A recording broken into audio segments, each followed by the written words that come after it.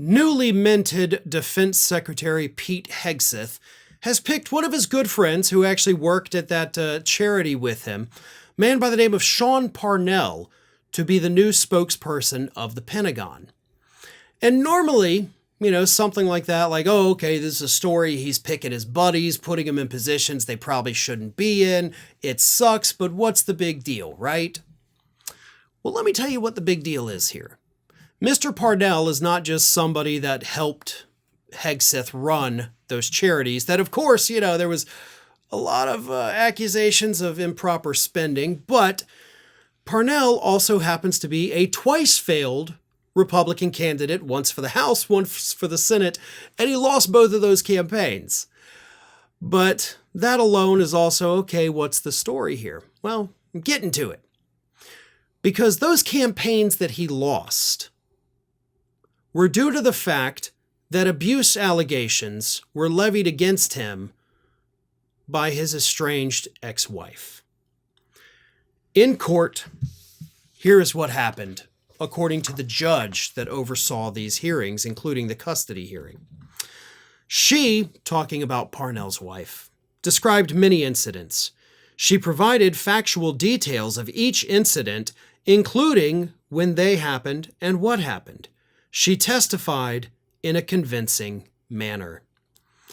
According to Raw Story, Snell had testified in court that Parnell, Snell being the, ex-wife, that Parnell had repeatedly abused her and their children, choking her and hitting one of their children so hard he left a welt on the child's back.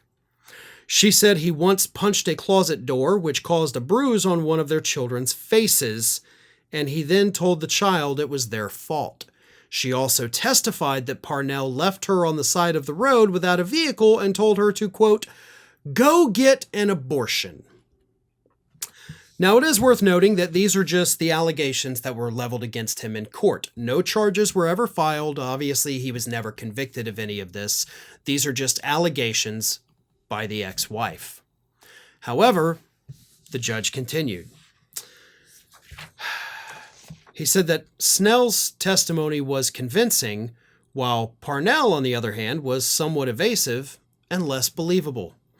He was dressed very casually for his appearances in court, in blue jeans and untucked plaid shirts, which did not show respect for the seriousness of the occasion. While testifying, he looked mainly in the direction of his attorneys and toward members of the news media in the back of the courtroom, rather than at me. And of course, in his testimony, Parnell denied all of this, but the judge said, I believe her, I don't believe you. And he, of course, granted Snell full custody of their children.